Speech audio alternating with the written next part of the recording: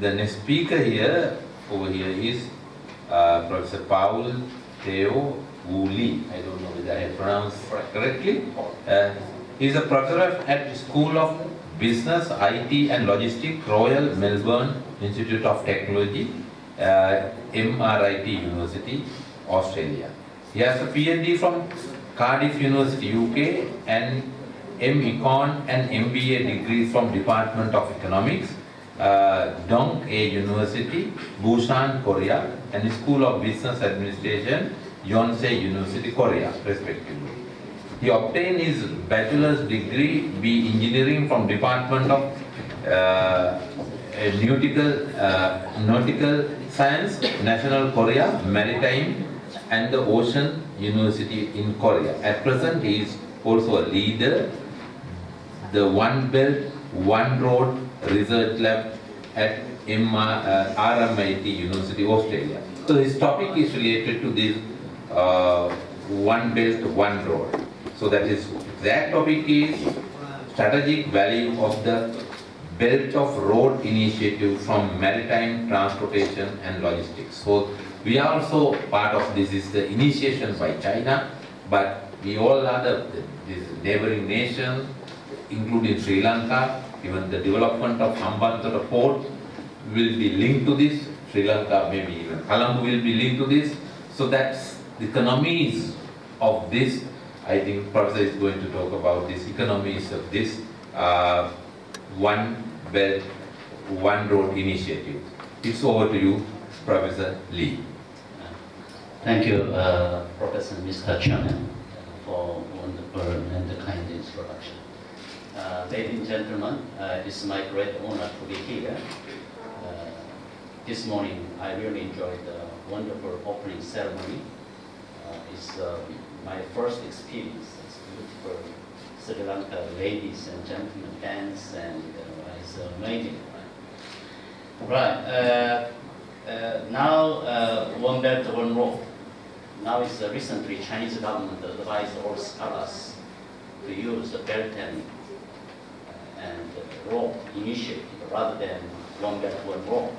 But sometimes still, I understand that foreigners prefer obvious word, One Belt, One Road, but I will use in a mixed way. Right? So today, my speech title is Strategic Value of the Belt and the Road Initiative. Actually, yesterday, also I was invited by CILTEL, Chartered Institute of Logistics and Transport in Sri Lanka, and I gave a speech. More than 100 members attended last year. But yesterday, I had nearly around 1 hour. But even though I have got 1 hour, I couldn't address all my stories. Here is today is 20 minutes. Just I will try to do my best to address key elements, okay, key elements. But if you want to know more about after the conference, I will be here. Let's have more talk about it. Right, my presentation aims once of my research, my presentation time will be allocated to show, to overview of Belt and Road Initiative in a visual way, okay, in a visual way. Second one, I'd like to spend more time on highlighting strategic value of the BRI in the context of maritime transportation and logistics from the viewpoint of Sri Lanka. Sri Lanka is an island. Island must be connected by maritime transportation.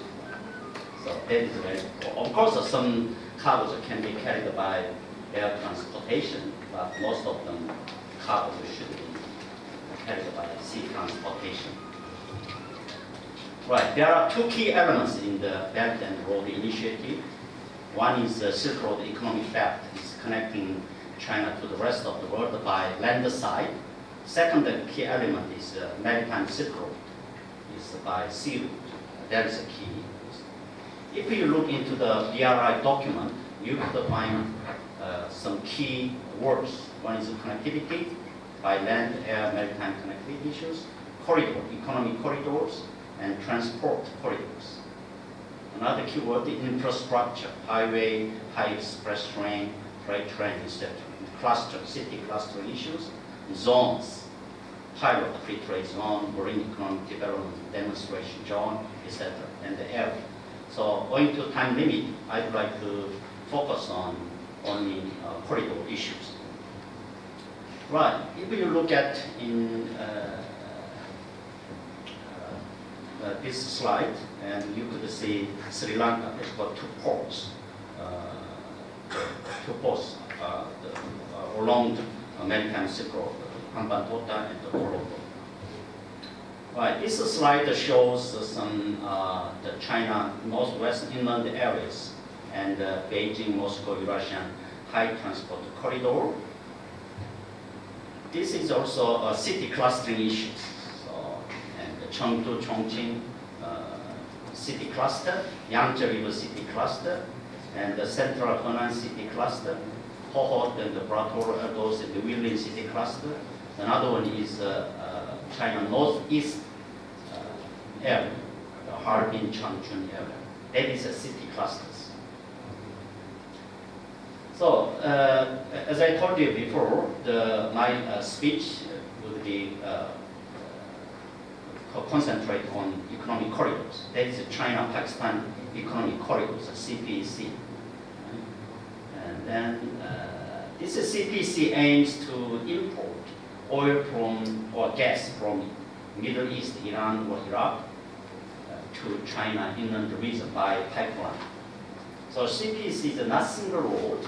That is comprising of a highway, railway, and also the CPEC will construct the three free trade zone or economic zone along this CPEC.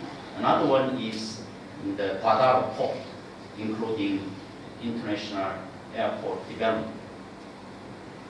Total investment for CPEC is estimated $18 billion. Recently, Asian Infrastructure Investment Bank injected some money. Okay, so also Sri Lanka is a member of AIIB. As of May last year, AIIB has got 57 countries membership. The two memberships, one is a regional member, another membership is non-regional members. Okay. So that is a brief story of the China CPEC. So what's the impact of the CPEC on maritime logistics and the maritime transportations? So development of the free trade zone in Guadalajara area, another three free economic zone along the CPEC may create more container cargoes. Right? Some manufacturing production lines may be moved to those free trade zones. In particular, highly probability to move the production line from China or Taiwan or even Vietnam to this region in the Guadalajara area. So, as a result, in this region may generate more container cargoes. So, in this regard, the Colombo port or Sri Lanka will may capture some cargoes as a transshipment cargoes. Right. My research team have got some big mining data about the cargo ship movement, also cargo movement and the ship movement. Right. When we simulate it using real data using AIS, so which corridor is the most efficient in the BRI area? We have got the answer. That is CPEC, China-Pakistan Economic Corridor. Another corridor in the BRI is the Greater Mekong Sub-Region Economic Cooperations. Within the GMS Economic Corporate Corridors, we have got three more: North-South Economic Corridor, East-West Economic Corridor, Southern Economic Corridors. So these corridors will contribute to delivering cargoes generated in Kunming, China Inland region, to the Indian Ocean area through the Lamshaban port or Tae-Woo port in Myanmar area. So In this regard, Sri Lanka may capture such a cargoes as a transshipment. That is right. The Mekong the corridor will give some impact on maritime transportation and logistics. So more cargoes to and from China coming to port in Indian Ocean. So growing interport competition between Singapore and the port of Tanjung Plus. Also some interport competition between Myanmar and Thailand. Okay? So also in this region, I think more short shipping service will be provided, which may be connected to Colombo area or the Bangkok area. Another corridor, the Lanzhou, Kathmandu, South Asian freight rail. This is a quite a small corridor. I do not think this corridor will accommodate the big container cargoes, unlike CPC and the other Mekong corridors. The last corridor is China, Mongolian, and the Russian economic corridor. That is China Northeastern. This corridor have nothing to do with the Colombo. I would like to skip the impact of this. Okay, this slide shows the summary of economic corridors appear in Belt and Road document. You can see CPC and Lanzhou, Kathmandu area, also China, Myanmar, Pakistan, the Bangladeshi, India route, and the Mekong route, and the China North 8 corridors. So now let me move on to discuss about the strategic position of Sri Lanka in current world maritime connectivity issues, and then in terms of maritime sector.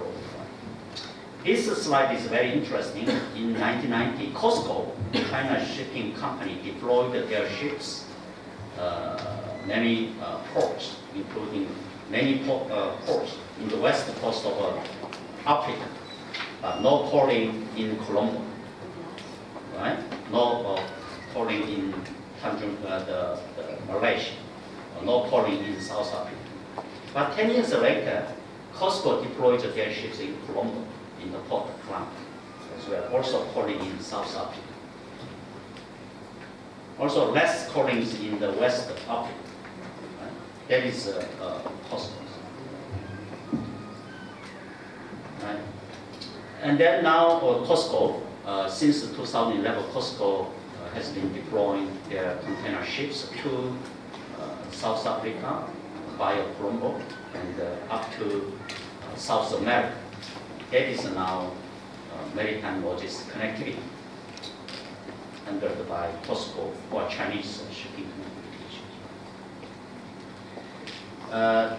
This slide shows two lines, one red line and one green line. Red line is the existing main container trunk, right? Calling in Colombo as well. Blue line is the emerging container shipping line. Okay, that is so you could see Colombo is key. This slide shows China's supply chain and the maritime connectivity. Two major ports in China, Shanghai and Ningbo, and then ASEAN region, and then South Africa and South America. That's why recently South Africa developed a Nuka port, and Durban is the existing very biggest container port in South Africa.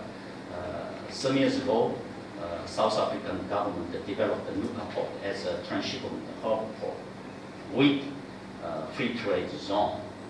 So some production lines moved from China to Nuka area, and then they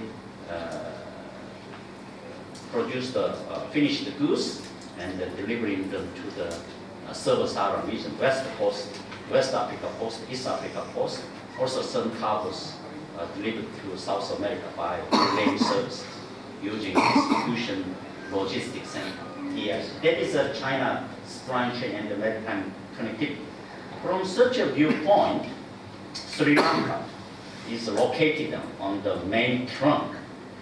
That's why we need to understand the strategic position of Sri Lanka in the maritime transportation and the maritime logistic issues. This is a current maritime Silk Road. That's my argument. This China's maritime Silk Road should cover more some missing countries. For example, Australia and New Zealand haven't been included in the maritime Silk Road. That's why I argue China's new maritime Silk Road should cover Australia and New Zealand. Also should cover South Africa and South America on the basis of current China supply chain network. That is, this paper has been accepted by international journal. Also, some Chinese scholars appreciate my argument. So recently, that's why Chinese government revised a maritime Silk Road route covering sub-Saharan African region. Okay, what's the BRI's implication to Sri Lanka from the viewpoint of maritime transport? And okay, that is I'd like to show one more time. That is a summary of the corridors. So my argument is some corridors will generate more container cargoes in the Indian Ocean region. That's why Sri Lanka can capture some transshipment cargoes. Okay, that is my argument. So, in order to do so, what are challenges that Sri Lanka is facing now? First, I'd like to raise one question. What about the policymakers' stance? How much do they understand business behavior of shipping alliances? Okay? Because the shipping alliances has the power to move transshipment cargo. That is it. How much can Sri Lankan policymakers understand the characteristics of a TC cargo? Now I understand around 75 or 80% of the total throughput handled in Colombo is a TS cargo. It's high percentages, right? So retail import and export cargoes around 20 or 25%, which means Colombo is very much dependent upon the TS cargo, right? So TS cargo is one day easily can be moved to another place. Right? That is my argument. Also, we need to analyze what's the impact of a BRI on shipping and the port industry in Sri Lanka. Also, we need to have a scientific approach to evaluate BRI's impact on the regional and the national economy. As I mentioned earlier, how to capture TS cargoes, right? How to deal with cabotage policy of neighboring countries. So Pakistan or India, right? They prevent some foreign flag ships from carrying or collecting TS cargoes. Right? In this case, Sri Lanka should be wise to overcome such cabotage policies. And then some incentives required to attract more transshipment cargoes. And then now, how to set up port development doctrines. So there are three doctrines, actually two doctrines, Anglo-Saxon doctrine and the European doctrine. Recently I developed a new Asian port doctrine. My new theory has been published in Transport and Reviews. And then Asian doctrine paradigm is based on Gaussian model infant industry argument, public enterprise and administrative crisis. So cross-subsidization, this kind of Asian doctrine paradigm could be helpful to expand the new container terminals. So China, Korea, Singapore has followed this Asian doctrine paradigm. Now, if my knowledge of Sri Lanka is something wrong, please forgive me because I'm not Sri Lankan. That's why I'm little knowledge of this current situation. But I understand China's Hambantota port has been leased to China for long years, but I don't know exact years, 99 years, I don't know. But in this case, the Colombo port and the Hambantota port will have two port development ports. But because of time limit, I cannot tell you the Korean two-port system we have exactly. Can you see there is a Hwangyan port and the Busan port, that's distance around 150 kilometers away. But in Sri Lanka, it's a Hambantota, Colombo around 250 or 300 kilometers away. 250. Yeah, 250, right. So even though the Korean two-port distance is shorter than Hambantota and Colombo, we fail. So I'm not saying Sri Lanka will be also fail in developing two-port development policy, but Sri Lankan policymakers or scholars may have to get the lessons from Korean failed case. That is my point. Okay? And then discussion and concluding remark. So corridor development in association with development of freight railway and the dry port in China will create more cargo flows. Okay? Impacts of corridor developments on structural change in maritime logistics and the seaports. So BRI's positive impact on port in Sri Lanka, definitely. That is my judgment. So in this regard, Sri Lankan stakeholders, government, policymakers, or shipping liners, or port authority should make proper responses to maximize the benefit of a BRI on this one. So this is I've already mentioned. Okay, that is my presentation. Thank you. Thank you very much. I think